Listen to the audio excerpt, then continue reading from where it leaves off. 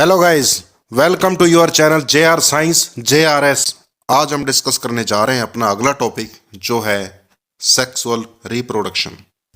Sexual reproduction is the production of new organisms by the combination of genetic information of two individuals of different sexes. Sexual reproduction के लिए हमेशा दो individual की जरूरत होती है और दोनों ही अलग अलग सेक्स के होते हैं। एक इंडिविजुअल होता है मेल और दूसरा इंडिविजुअल होता है फीमेल।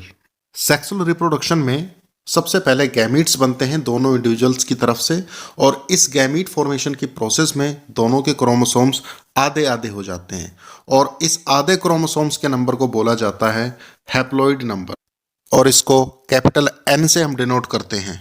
फिर दोनों इंडिविजुअल्स के क्रोमोसोम्स आधे होने के बाद मिक्स होते हैं और दोनों मिलकर के जाइगोट बनाते हैं, और इसमें क्रोमोसोम्स का नंबर वापस फिर वही आ जाता है जो एक इंडिविजुअल के अंदर होता है, जिसको हम बोलते हैं डिप्लॉइड इंडिविजुअल। तो यहाँ पर डिप्लॉइड जाइगोट बनता है हैप्लॉइड गैमीट्स के मिलने से। इस प्रकार पूरा ऑर्गेनिज्म बाद में डेवलप हो जाता है। यहाँ पर भी आप देख सकते हैं दोनों इंडिविजुअल्स मेल और फीमेल हैं और दोनों के क्रोमोसोम्स हाफ हो गए हैं, हैप्लॉइड नंबर में आ चुके हैं, यानी जिसको हमने N से डिनोट किया हुआ है, और ये दोनों मिक्स होकर के N+N 2N नंबर बनाते हैं, यानी कि वापस वही क्रोमोसोम्स का पेयर बन जाता है जो एक इंडिविजुअल के अंदर होता है। और यही ऑर्गेनिज्म जो है डेवलप होता है मेल्स में या फीमेल्स में। इसका एग्जाम्पल भी देख लेते हैं। हम सभी जानते हैं ह्यूमंस के अंदर जब भी रिप्रोडक्शन होती है तो एक मेल होता है और एक फीमेल होता है। फीमेल की तरफ से एग्स जो है आते हैं और मेल्स की तरफ से स्पर्म्स आते हैं। गैमेट फॉर्मेशन के दौरान दोनों के क्रोमोसोम्स आधे हो जाते हैं और वो मिक्स होकर के जाइगोट बनाते हैं। यही जाइगोट डिफरेंशिएट होकर के फिर एम्ब्रियो बनाता है जो कि बेबी में डेवलप हो जाता है। सो इस तरीके से प्रोसेस सेक्सुअल रिप्रोडक्शन की होती है। इसमें बेसिक बात याद रखिए कि दो इंडिविजुअल होंगे मेल एंड फीमेल और उनके गैमीट्स होंगे और दोनों के गैमीट्स हैप्लॉइड नंबर के होंगे, यानी उनके जो क्रोमोसोम्स होंगे वो आधे हो जाएंगे। वो मिलकर के जो है जाइगोट बनाते हैं और फिर वही डेवलप होकर के एम्ब्रियो बनता है और फाइनली एक इंडिविजुअल तैयार हो जाता है।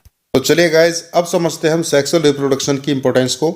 Sexual reproduction happens through gametes which are formed by the exchange of genetic material.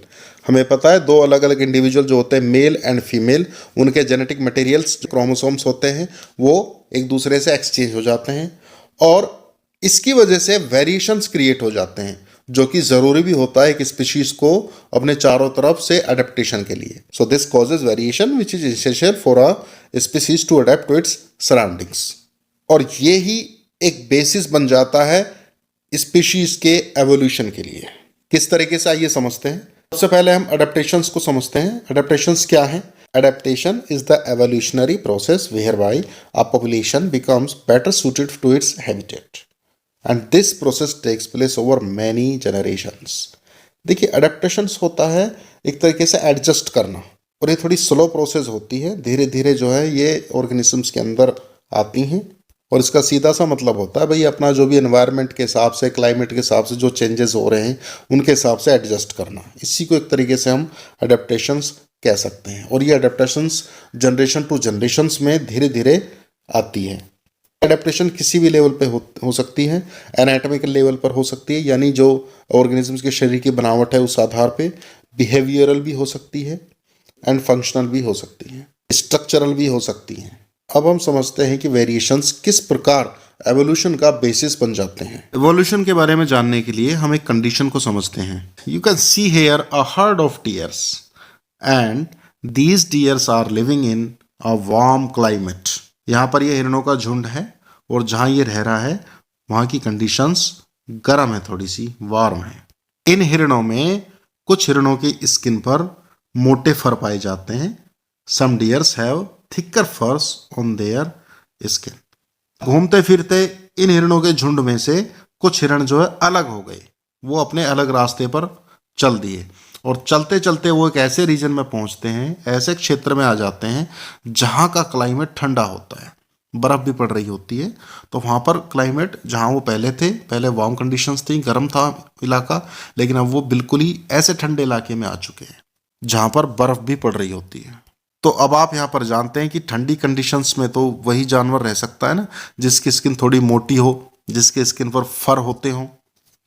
तो उन हिरणों में जिन हिरणों की स्किन पर फर थे, जिनकी स्किन मोटी थी वही इजीली यहाँ पर सर्वाइव कर पाएंगे, और जिनकी स्किन पर फर नहीं थे वो क्या होंगे, मर जाएंगे, वो ठंड को झेल नहीं पाएंगे और उनकी डेथ हो जाएगी।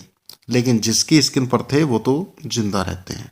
तो अब जैसे समय बीतता है, समय के साथ साथ जो हिरण बच गए थे वो आपस में रिप्रोडक्शन करते हैं।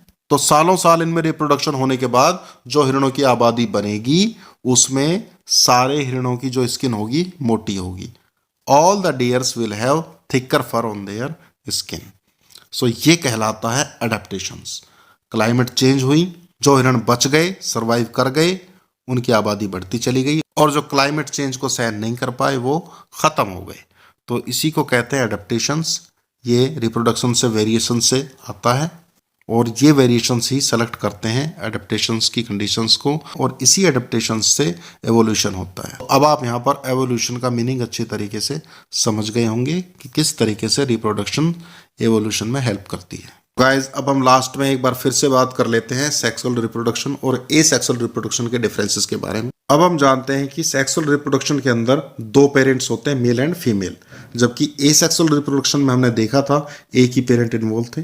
सेक्सुअल रिप्रोडक्शन में गैमेट्स बनते हैं, एक मेल का और एक फीमेल का, लेकिन एसेक्सुअल में कोई गैमेट फॉर्मेशन हमने नहीं देखी थी। मेल और फीमेल गैमेट्स जो होंगे वो आपस में फ्यूज करते हैं, मतलब जुड़ जाते हैं और वो फर्टिलाइज हो जाते हैं। लेकिन एसेक्सुअल रिप्रोडक्शन में फर्टिलाइजेशन नहीं होता है। सेक्सुअल में जाइगोट बनेगा, एसेक्सुअल में जाइगोट नहीं बनता है।